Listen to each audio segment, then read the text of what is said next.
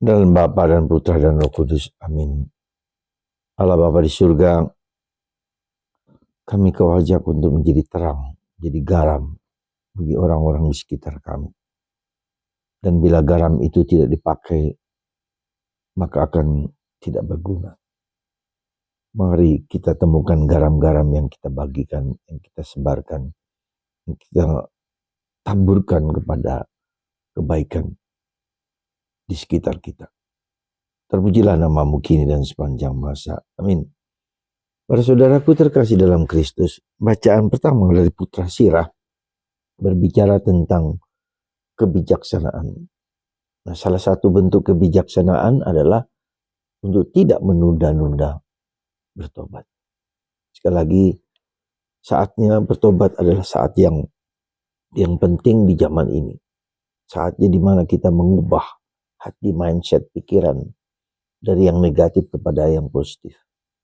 Dari panggilan hidup kita yang semena-mena menjadi panggilan hidup kita yang sungguh-sungguh membagikan ya kebaikan-kebaikan, suatu perubahan. Maka ketika kita bertobat, lihatlah mata kita, hidung kita, mulut kita, telinga kita, kalau semua itu menyesatkan, maka baiklah kita membuka, baiklah kita bertobat. Itulah bacaan pertama. Dan kedua, bacaan Injil hari ini bicara bahwa perhatikan mata kita. Apa yang kita lihat, yang setiap hari yang membuat kita berdosa, apapun bentuknya, misalnya terlalu banyak main HP.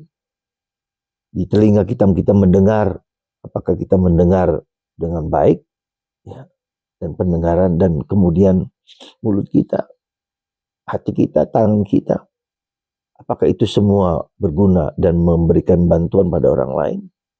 Mari kita menjadi garam dan temukan garam-garam kecil dalam hidup kita, apapun juga yang bisa kita bagikan kepada orang lain. Saudara, mari kita mohon rahmat kepada Tuhan, supaya kita ini tidak ada apa-apanya tanpa Tuhan. Ada seorang postulan kami yang mengatakan, kita tidak ada gunanya bila tanpa Tuhan. Dan itu yang membuat dia untuk bisa membagikan apa yang terbaik yang bisa dia bagikan. Semoga kita menjadi garam, kita menjadi terang, kita menjadi berkat bagi orang lain. Semoga Tuhan memberkati kita, memberkati Anda semua, dimanapun Anda berada, dimanapun kita berada. Tuhan memberkati kita semua. Mari jadi garam yang bermanfaat, berguna bagi orang-orang di sekitar kita. Karena dengan demikian maka kita menimbun, menambah ya, ide-ide positif, ya, gagasan-gagasan positif, buah-buah Roh Kudus. Jadi Roh Kudus itu berbuah untuk mengubah dari yang negatif menjadi positif. Maka ketika kita menerima, mengalami hal-hal negatif, maka dengan cepat kita berubah. Mindset kita berubah. Mindset kita berubah dengan cara apa? Dengan berani bertanya. Ya, berani bertanya, apakah ini baik? Apakah ini berguna? Dan keberanian bertanya itu juga self questioning kita tempatkan dalam apa? Dalam konteks tujuan hidup kita, makna hidup kita. Mari kita terus-menerus bertobat, ya, terus-menerus bertobat dengan mendengarkan apa yang baik, apa yang tidak baik, dan self questioning, bertanya dan bertanya terus-menerus, apakah berguna? Dan kemudian kita tempatkan pertanyaan yang dari yang ide-ide yang tidak berguna, ide-ide yang muncul dari kita yang negatif langsung diubah. Cepat kita mengubah supaya kita dapat dapat mengubah pikiran, karena pikiran mindset yang negatif terus akan membuat kita, tubuh kita, pikiran kita, kehendak kita, tangan kita, kaki kita menjadi jelek.